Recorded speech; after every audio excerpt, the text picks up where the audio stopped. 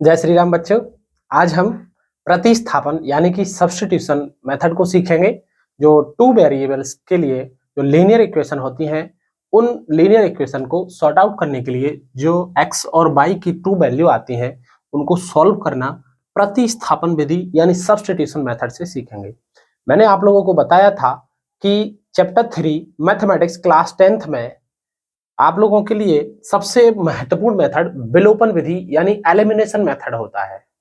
Elimination method अगर उस chapter की बात की जाए तो उस चैप्टर का बाप है, मतलब आता ही आता है, 100% श्योर वो मेथड आता है। अगर बाय मिस्टेक या बाय चांस वो मेथड नहीं आता है तो फिर सेकंड नंबर पर मोस्ट इंपोर्टेंट जो मेथड है वो सब्स्टिट्यूशन मेथड है। ये भी किसी से कम नहीं है।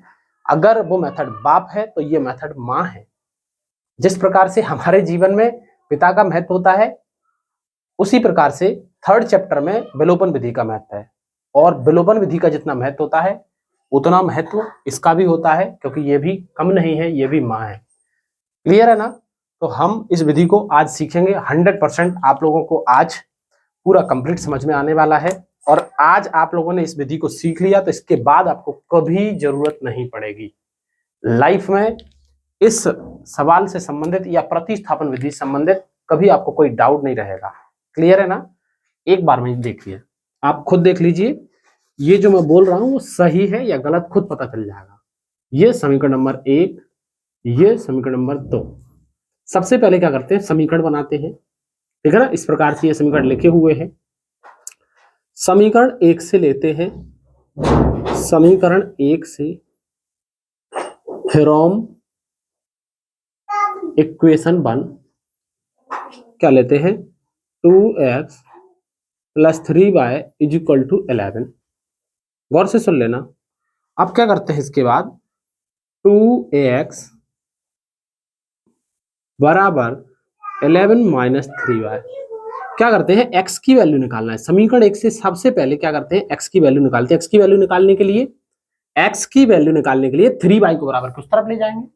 ठीक है, 3y को बराबर के उस तरफ ले जाएंगे। फिर x के गुणा में अभी 2 और बचा है। अगर गुणा में 2 है तो इसको इधर ले जाने के लिए हमें डिवाइड में ले जाना पड़ेगा। 11 - 3y/2। ये 2 मल्टीप्लाई में है यहाँ पे, तो क्या में आ जाएगा, डिवाइड में, बट्टे में आ जाएगा। क्लियर है ना? ये समीकरण नंबर बन गया अपना 3। समीकरण 1, समीकरण 2, समीकरण 3 बन गए। बस अब सॉल्व हो जाएगा हमारा। क्लियर है ना? ये समीकरण 2 था। समीकरण 2 में यह मान रखने पर कैसे लिखेंगे, put this value in equation second.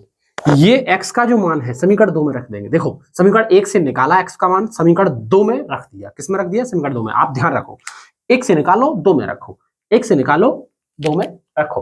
Clear है ना? ध्यान रखना, स्टेप बाय स्टेप बता रहा हूं मैं आप लोगों को। अब दूसरा वाला समीकरण क्या लिखा हुआ है, 2x - 4y = -k24। ये लिखा हुआ है। यहाँ पे x की जगह पे हमें पुट करना है वैल्यू। ठीक है ना? तो 2x - 4y = -k24। क्लियर है ना? यहाँ पे मैं वैल्यू पुट करता हूं x की 11 - 3y/2। गौर से सुन लेना, x की जगह पे वैल्यू पुट कर दी, बाकी पूरा पूरा जैसे का जैसा उतरा हुआ है। x का ये मान था, ये 2 से 2 कट गया। क्लियर है ना? यहां तक क्लियर है या नहीं? यहां तक क्लियर है?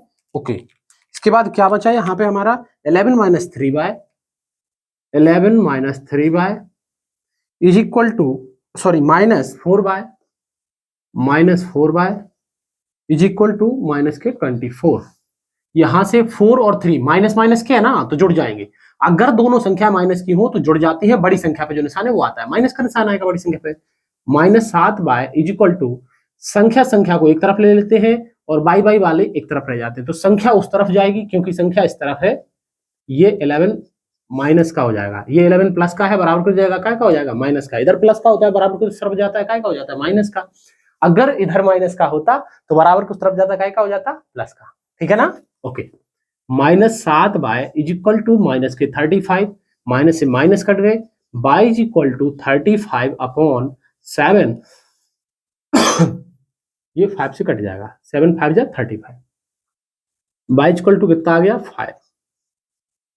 क्लियर है ना, यहां तक सभी को समझ में आ गया। इसके बाद समीकरण 3 में यह मान रखने पर क्या लिखेंगे हम, put this value in equation third. कौन सी इक्वेशन में रख दी, थर्ड इक्वेशन में। क्लियर है ना, तो पुट करते हैं, ये थर्ड इक्वेशन लिखी हुई है, x is equal to 11 minus 3 by upon 2। Clear है ना बच्चों, यहां पे बाय की जगह पे अपन कितना रख देंगे 5। ठीक है, अब देखो आप लोग, x is equal to 11 minus 5 3 या 15 अपॉन 2, यानी कि 15 में से 11 गए, माइनस के 4। देखो एक माइनस का एक प्लस का है तो जुड़ते हैं या घटते हैं, तो वो तो एक माइनस एक प्लस का है तो घटाते हैं। 15 में से 11 गए, कितने बचे, माइनस के 4, सॉरी 4, और बड़ी संख्या पे माइनस का निशान है इसलिए माइनस के 4/2। x इक्वल टू आ गया माइनस के 2, ये कट जाएगा, 2 2 जा 4। ठीक है ना, अब x बराबर -2 और y बराबर 5। ठीक है ना बच्चों, ये हमारा आंसर है। सभी को समझ में आ गया, एक बार और सुन लो गौर से। समीकरण 1 से निकालते हैं, समीकरण 2 में रखते हैं। समीकरण 1 से x का मान निकाला, बाकी संख्या को बराबर की उस तरफ ले गए, फिर समीकरण 2 में ये मान रख दिया। 1 से निकाला 2 में रख दिया, 1 से निकाला 2 में रख दिया, काय का मान, x का मान, ये रख दिया x की जगह पे। इसके बाद बराबर की उस तरफ ले जाके हमने क्या किया, ये y का मान निकाल लिया, फिर y का मान समीकरण 3 में रखते हैं। गौर से सुन लेना, बिल्कुल सरल। समीकरण 1 से निकालो 2 में रखो, 2 से निकालो 3 में रखो, 1 2 3 ऐसे जाओ और बिल्कुल एकदम सिंपल तरीके से आपका आंसर आ जाएगा। सभी को समझ में आ गया। ठीक है बच्चों, आप लोगों को अगर ये समझ में आया है तो इस चैनल को लाइक करो और आगे भी इस प्रकार की वीडियो देखने के लिए चैनल को सब्सक्राइब करो। धन्यवाद, जय श्री राम, मिलते हैं अगली वीडियो में।